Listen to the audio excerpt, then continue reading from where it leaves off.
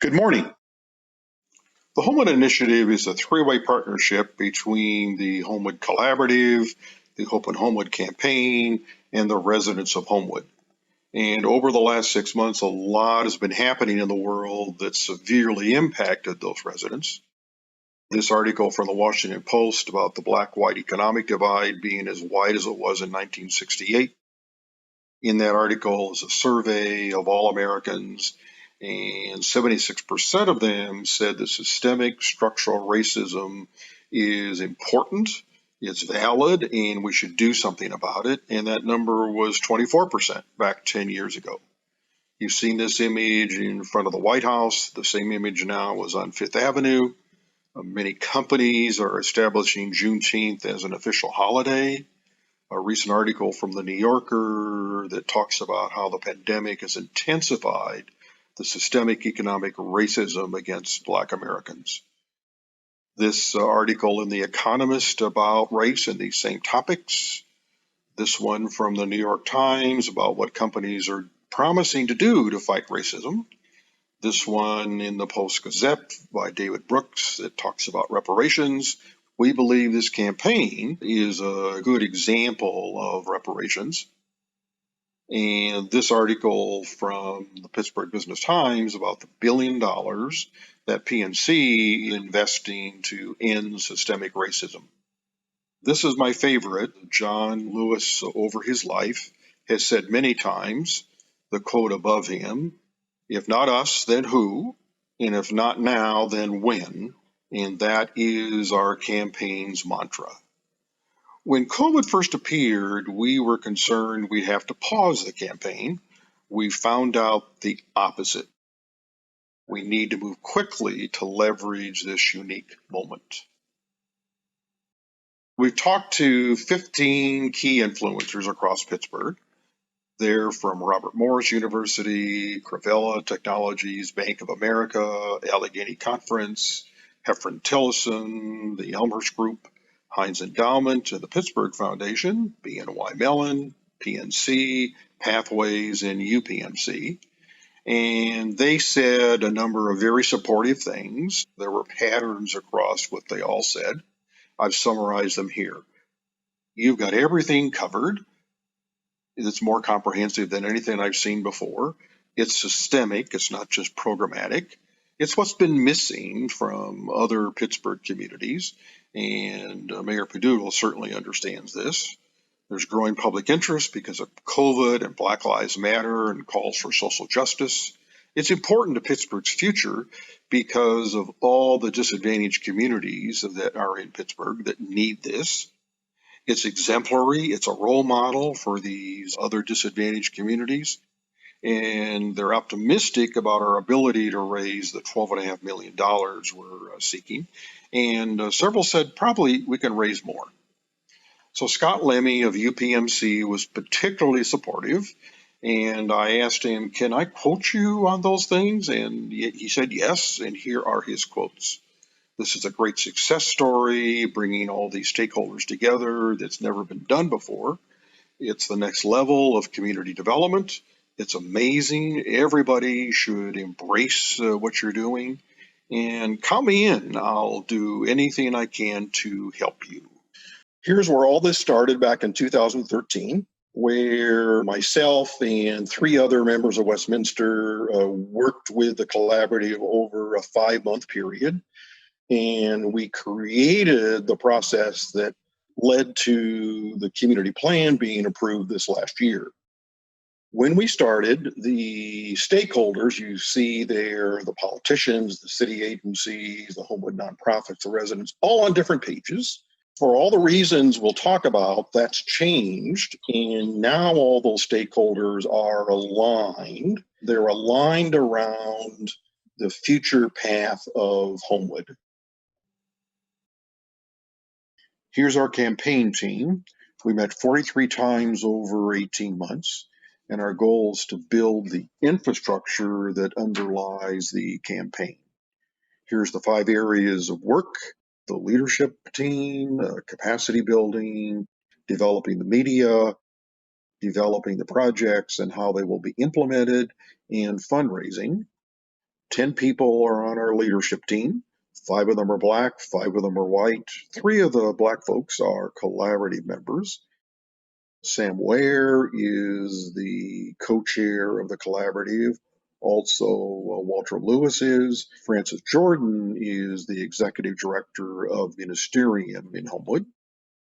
Chris Koch is a key member of our team because she's been in charge of building the infrastructure behind the scenes, and that involves social impact measurement, connecting that to the UN Sustainable Goals, how we develop projects as well as manage their implementation, the strategic plan that interconnects all of these. And a key thing is to develop not just the systems that these 5 infrastructure pieces reflect, but to build the trust among the Black folks and white folks working together so that this can be an effective infrastructure. In April of 2019, this work led to the completion of the Comprehensive Community Plan that lays out the strategy for guiding Homewood's development. In May, the collaborative was established as the registered community organization, and that means they're in charge of governing the development in Homewood on public land, and a great deal of Homewood is in public hands. Next was the strategic implementation plan that focuses on the metrics for implementing the strategy in the comprehensive community plan and connects those metrics to the UN Sustainable Development Goals. What's being developed now is the social equity roadmap that takes all this and focuses it on protecting the current residents who are the most vulnerable against the advances of development so that they can remain residents of Homewood. All this came together in April in this meeting in a church in Homewood, and Mayor Peduto was there, Councilman Burgess, Representative Gainey, City Planning, the 9 collaborative leaders, and 250 residents. And it's the first community meeting in Homewood that had a very positive response, because historically there's been a lot of quibbling over what direction will we go, and this meeting went extremely well. The context for this is a lot's already going on in Homewood. Here are 19 projects. The blue ones are funded by the city and the marketplace, the tan ones funded by the University of Pittsburgh, and the green ones by foundations. And the ones along the bottom are new projects being developed, but they're not ready to talk about. If you ask people in Homewood, especially their leaders, what do you want from the community? A vibrant economy, develop Homewood's human capital, Homewood is a cultural destination. There's pretty universal agreement with those 3 things. And all the projects will reduce crime in the system that creates it, strengthen education in that system, create jobs in the workforce development system, build businesses in that system, build and rehab homes, and all that will lead to a mixed income population. And that sounds great. The trouble is there's a brick wall between all of that progress and the current residents of Homewood. And that's the design of the campaign, to protect the most vulnerable. 45% of the adults in Homewood live in poverty, and 65% of the kids in Homewood do. So we want to protect them that will be left behind by all the progress on the left-hand side of the page, and to strengthen the leadership of the collaborative to manage all this activity as the registered community organization. And that will complete this circle. All that's reflected in the social equity roadmap. So there's 16 parts of community development process. The top ones are the basics, blocking and tackling. The bottom ones are the softer things like transparency and trust. And what we're doing is synchronizing all 16 of these through a process I learned when I worked at General Electric. And Jack Welch was probably the best known CEO of the 1980s and 90s when he established boundaryless management as the standard for managing a big company. I came to Pittsburgh to run corporate strategy for Gulf Oil when Gulf left town because of being acquired by Chevron. I started my own consulting firm, We had 200 clients over 25 years, and those are logos of some of the ones you may know. When I retired from my consulting firm, I then worked with 12 churches in crisis in the Presbyterian. And of course, now we're doing this in Homewood. Never did I imagine what I learned in GE and 25 years of consulting would be valuable in Homewood. But in fact, it's the wrapper that surrounds all of the work we're doing. And that's what leads us to believe that we can create systemic solutions to concentrated poverty. The 9 elements I talked about start with the purpose of the campaign, projects to fill the needs, the development process for those projects, measuring social outcomes, doing that with the UN Sustainable Development Goals, protecting investment dollars, the social equity roadmap, and boundaryless management. And the key thing about that is it interconnects all of these, because if they're not interconnected, then each one loses its impact. Together, there's a lot of synergy, and we believe that leads to a very unique and high value investment opportunity, whether it's based on faith, based on social justice, or a dollar return, because all of those are available. When you compare those 9 blocks to other communities, often they don't measure social outcomes. They don't evaluate by the UN goals. They don't have a development process that cuts across all the nonprofits in the community. They don't have a disciplined process of protecting investor dollars. They don't have a robust social equity roadmap. They certainly don't have boundaryless management. That means they don't have a purpose for the campaign like we have here to interconnect all these. And that, of course, reduces the value of the investment into projects. And here's a framework for the value of the investment.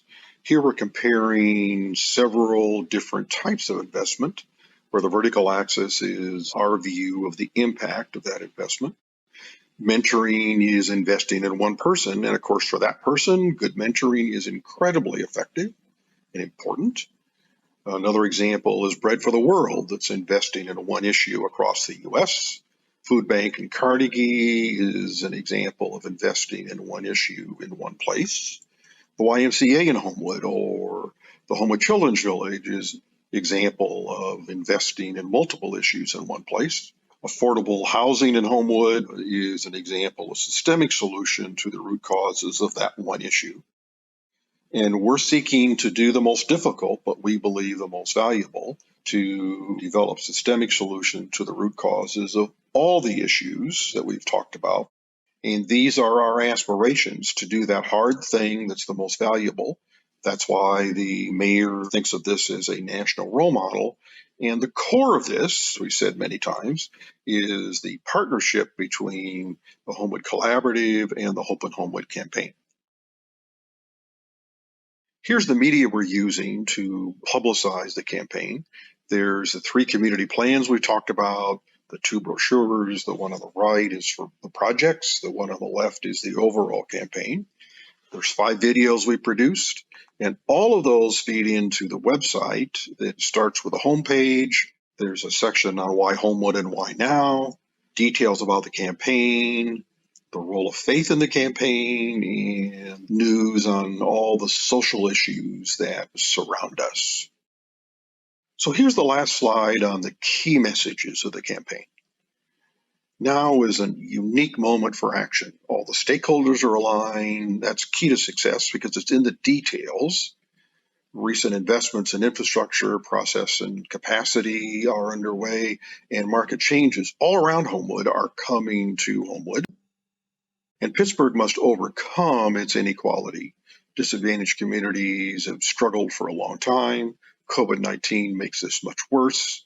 Fortunately, it's now broadly understood.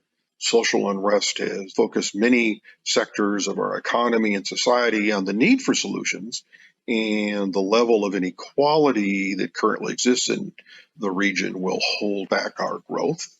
But we're set up for success. It's a top priority for the mayor and for Pittsburgh, and significant investment dollars are coming to Homewood. The support of top corporations, high-level executives, and foundations will lend credibility and momentum to our cause. The Homewood Initiative is a silver platter. It's shovel-ready. Many have said, I can invest now and get results very quickly. And people are eager to help. People want to make a difference, but they don't know how. We think the silver platter is the answer to that question. Many corporations have committed a lot of resources to address concentrated poverty in a meaningful way. And again, we think the silver platter is an opportunity for them to do just that.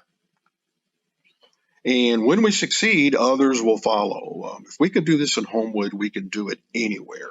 Many communities are in need if we prove the model in Homewood.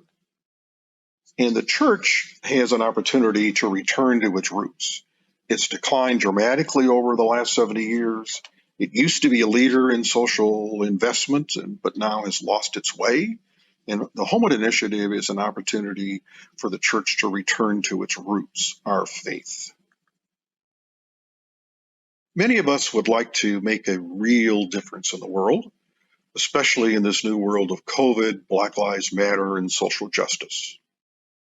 We believe this campaign is a unique opportunity to do just that. We hope you'll join us.